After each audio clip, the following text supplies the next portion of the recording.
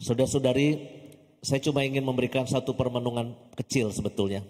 Apa sih yang membuat kita bahagia dalam hidup ini? Ya, apa yang membuat Anda bahagia?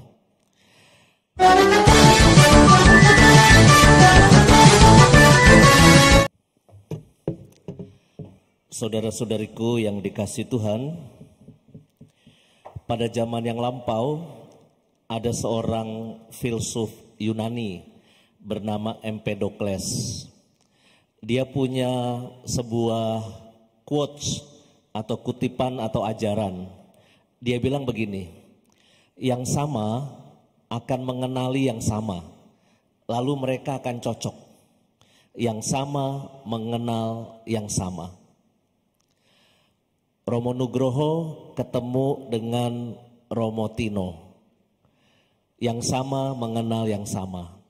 Sama-sama punya kebutuhan mengurangi lemak di dalam tubuhnya. Sama-sama punya kebutuhan mengurangi kolesterol di dalam tubuhnya.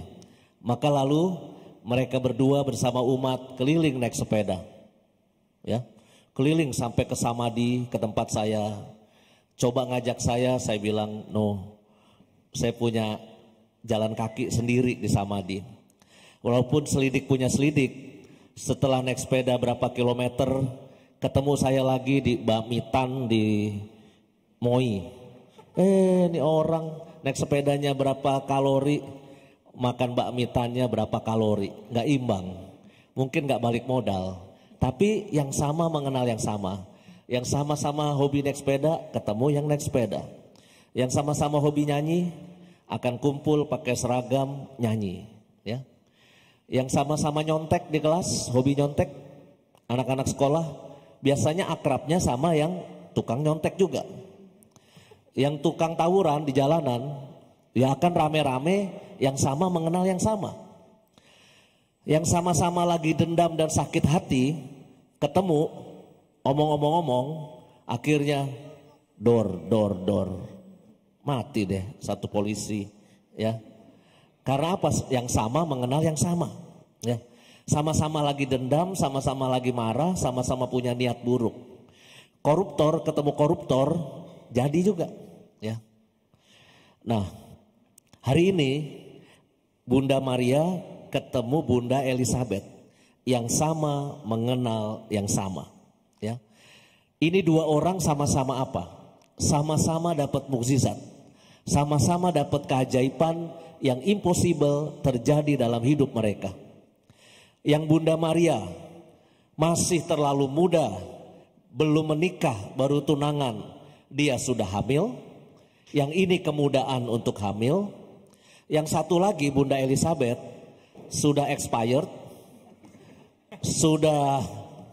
sudah kata orang nggak mungkin hamil lagi. Tiba-tiba kok dapat mukjizat hamil juga, Yohanes Pembaptis. Maka ketika mereka berdua ketemu, dua orang yang terberkati ketemu, itu yang ada adalah sukacita. Karena dua-duanya terberkati. Bukan cuma berdua sebetulnya, berempat. Karena di dalam rahim mereka ada Tuhan Yesus dan ada Yohanes Pembaptis. Bayi yang ada dalam kandungan pun melonjak kegirangan. Mengapa? Yang kudus ketemu sama yang kudus. Nah, kita ini dalam hidup kan suka ketemu orang macam-macam ya Bapak Ibu ya.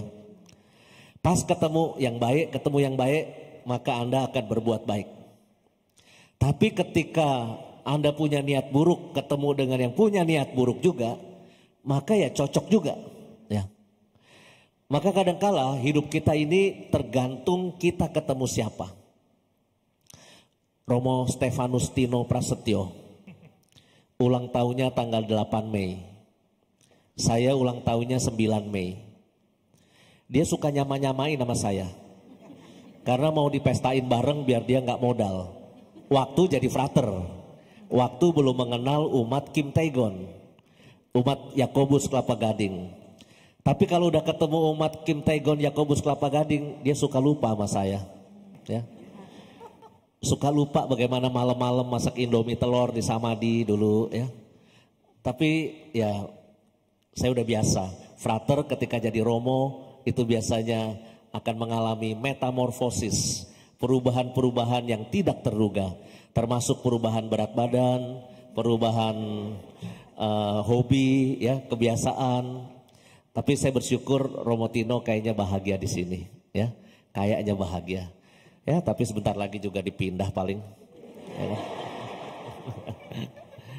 Ya, tapi itulah hidup ya, bahwa kita harus berjumpa. Kemarin saya mengantar pastor kepala Anda yang baru, Romo Romanus, ya.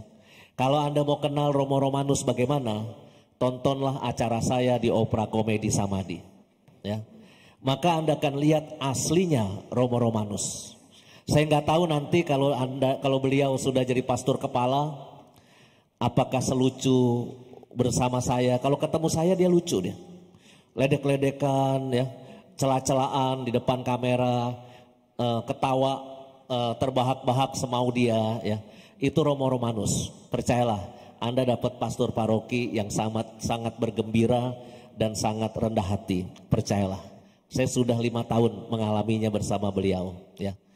Tapi mudah-mudahan keceriaannya tidak diubah oleh umat Santo Yakobus Kelapa Gading. Karena apa? Ruwet. Pasti memanage paroki sebesar ini pasti tidak mudah, ya. Maka saya kira ini poin pertama yang ingin saya katakan kepada Anda. Kita ketemu dengan siapa, itulah yang keluar juga dari diri kita akan mengalirkan apa, ya. Poin kedua, hari ini Bunda Maria diangkat ke surga. Kalau kita mendengar bacaan kitab suci, itu kelihatan sekali Bunda Maria itu sangat berbahagia, ya. Aku bersuka cita karena Tuhanlah penyelamatku, ya. Yang rendah ditinggikan dan seterusnya. Itu kidung pujian Bunda Maria. Ada beberapa hal level kebahagiaan sebetulnya, ya. Ada yang disebut level paling rendah itu pseudo happiness. Pseudo itu artinya palsu. Kalau orang Jawa bilang etok-etok, palsu, ya. Kegembiraan, kebahagiaan yang palsu. Saya pernah diajak sekelompok OMK waktu saya masih muda dulu. Ya sekarang juga belum terlalu tua lah ya. Tetapi dulu sungguhan masih muda karena baru 7 hari jadi imam. 7 hari jadi imam, saya diajak OMK, Romo temenin kita dong, kita lagi stres Romo. Oh kemana kamu biasanya kalau meredakan stres? Udah Romo ikut aja deh, pokoknya happy deh Romo. Saya ikut menemani mereka. Diajak ke daerah Senayan. Di sana ada sebuah klub malam. Bukan Dragonfly, bukan. Saya lupa namanya apa di dekat Senayan itu ya. Embassy Club. Enggak tahu sekarang udah tutup atau enggak ya. Kalau Anda pasti enggak kenal karena Anda kan paling mainnya di musro ya kan. Manusia-manusia zaman dulu kan mainnya musro ya kan. Tapi ini anak-anak tuh mainnya di Embassy Club atau Dragonfly. Saya masuk ke klub malam untuk pertama kalinya sama anak-anak muda yang lagi stres. Di tempat itu isinya cuma remang-remang. Terus musiknya cuma ajep. Sedang sibuk. Udah gitu cewek-ceweknya kayaknya yang masuk ke situ cewek-cewek miskin. Kenapa? Bajunya pada bolong-bolong, compang-camping. Ya. Semuanya kelihatan, waduh, awal-awal sih seger ya kan. Tapi kok lama-lama saya bosen juga tuh, ajep, cuma gitu doang, ajep. Sepulang dari situ jam 3 pagi, selesai dari klub jam 3 pagi. Padahal besoknya jam 6, aku misa pagi jam 6. Jam 3 pagi masih di klub, jam 6 sudah Tuhan bersamamu. Wah, keren kan jadi Romo. Minggu sore tuh bocah-bocah ngajak saya lagi. Romo, kesono lagi yuk Romo. Loh emang belum ini stresnya belum hilang. Aduh tambah stres Romo, kita harus tambah nih gini-gini. Nah saya bilang yang acara di Embassy Club itu kita joget-joget, kita begini-begini ya. Maka kalau Anda melihat saya di Praise and Worship, saya suka begini-begini ya. Ya. Itu belajarnya di Embassy Club sebetulnya. Itu Praise and Worship mirip sama Embassy Club. Saya bilang, waduh yuk berarti happinessnya palsu. Ada happiness yang palsu. Yang kelihatannya aja kita gembira. Tapi sebetulnya kita tetap stres dan tidak menolong apa-apa. Ada happiness yang riang ya.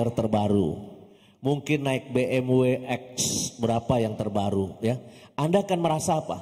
Mobil Panther Anda jelek. Mobil Panther Anda kurang ya. Tapi bayangkan Anda nengoknya jangan ke atas. Nengoklah ke bawah. Mungkin ada orang yang kesini naik turun bajai, mungkin. Naik bajai itu lebih gemeter daripada naik Panther. Duk. Udah keluar dari bajai pun Bapak Ibu ya, itu kita suka masih gemeter di luar. Efek getarnya masih ada. Kalau Anda ngelihat teman yang naik bajai, Anda akan berkata apa? Syukur ya Pak, syukur ya Ma, kita punya mobil. Gemeter-gemeter dikit gak apa-apa, yang penting gak kehujanan. Karena apa? Anda nengoknya yang naik bajai. Kalau Anda nengoknya ke Velfire atau BMW, Anda akan merasa mobil Anda jelek dan Anda tidak bahagia. Kalau saya punya wajah kayak gini ya, saya harus bahagia. Saya jangan nengok ke atas, nengok Romotino. Kalau nengok Romotino, putih, muda, ya belum ada bintik-bintik keriput, saya akan merasa jelek kalau dibandingkan dengan Romotino. Kalau saya pengen merasa cakep, nengoklah Romo Suyadi. Mungkin saya akan merasa lebih cakep dikit dari Romo Suyadi ya kan. Nengok ke bawah, maka hati saya akan bahagia. Kenyataannya tetap kayak gini, tapi saya akan bahagia ya. Maka Bapak Ibu ingin menjadi bahagia, syukurilah keluarga Anda. Syukurilah rejeki Anda. Jangan membanding-bandingkan dengan orang lain. Di atas langit selalu ada langit. Bandingkan kekayaan Anda dengan kekayaan orang lain, selalu ada orang yang lebih kaya. Tapi juga jangan merasa jadi orang paling miskin. Di bawah Anda masih ada orang yang lebih susah hidupnya. Yang tidur di gerobak, manusia gerobak, istri dan anak tidur di gerobak, ditarik oleh suaminya. Banyak manusia-manusia gerobak yang gak punya rumah. Bapak Ibu, itu khotbah saya hari ini. Mudah-mudahan cukup mengantar untuk Anda. Mari kita saweran rame-rame untuk gereja Lubang Buaya. Ya. Kita nengok ke bawah. Ya. Kalau Anda ingin membandingkan gereja Anda dengan saya tinggal 5 tahun di sana. Bagaimana rasanya kebanjiran? Kebanjiran itu kursinya kerendam Bapak Ibu. Kursinya kerendam 1 meter. Dan saya 5 tahun kebagian 3 kali. Harus gerejanya itu kacau balau. Tapi itu proses panjang, akhirnya 29 tahun dapat izin gereja, IMB. Itu perjalanan yang luar biasa, puji Tuhan bagi saya. Bagian yang paling sulit yaitu IMB. Soal bikin gerejanya sih bagi saya, ayo gotong royong, ayo rame-rame, saweran bersama-sama, itu pasti kita bisa bangun. Ya. Tapi yang susah itu IMB, kita tahu sendirilah situasinya kayak gimana. Ya. Dulu Romo Nugroho mulai dengan bagaimanapun itu perjalanan romo-romo zaman lampau. Ada yang beli tanah, ada yang dirikan tiang, ada yang pakai asbes. Anda mungkin gak pernah membayangkan misa dilemparin kotoran manusia. Anda gak pernah membayangkan itu. Kami mengalami di sana. Dilempar ular, kami juga pernah. Ya, jadi walaupun namanya Jakarta Timur, ya, tapi Jakarta Timur yang mepet ke Kalisunter, Bekasi, sehingga dapat kebanjiran terus, situasinya juga tidak mudah. Lalu saya cuma menutup dengan dinding dan kaca sedikit. Romo Nugroho terbuka dulu, bikin pendopo terbuka, tidak pakai AC. Sedangkan saya pasang dinding kaca, pakai AC sedikit. Romo Nugroho bikin salibnya dari styrofoam. Anda bayangkan di paroki itu bikin salib dari styrofoam. Tapi bikinnya bagus, sampai nggak ketahuan itu styrofoam. Ketika saya senggol, suatu ketika saya mimpin misa, saya senggol, styrofoam, saya tahu, buset, paroki, sebuah paroki salib Tuhan Yesusnya dari styrofoam. Maka lalu saya bikin salib di Jepara, tapi itu belum ada izin. Umat di sana itu mengalami ketar-ketir, takut dan sebagainya waktu itu. Tapi sekarang kita harus bersyukur IMB sudah keluar. IMB harus segera dieksekusi untuk jadi gereja. Karena kalau enggak pasti sayang perjuangan yang 29 tahun itu. Maka saya kira saya walaupun bukan pastor Lubang Buaya lagi, saya statusnya pastor cabutan, joki doang di joki. Ya, Romo kepalanya Romo V mungkin lagi khotbah di Yakobus sekarang. Ya, saya cuma jokinya dan saya ingin meminta Anda, mari kita berikan yang terbaik buat pembangunan gereja. Ya, mereka sudah datang juga secara online. Kalau saya di Samadi kan punya umatnya online di seluruh dunia, di seluruh Indonesia. Sehingga lalu secara online pun saya di channel Samadi Misa itu sudah mengatakan, ayo kolekte rame-rame untuk bukan cuma buat Kalvari. Saya harus membantu 4 gereja, Ciledug, Kampung Duri, dan satu lagi Bintaro. Jadi itu yang sedang diproses bersama-sama.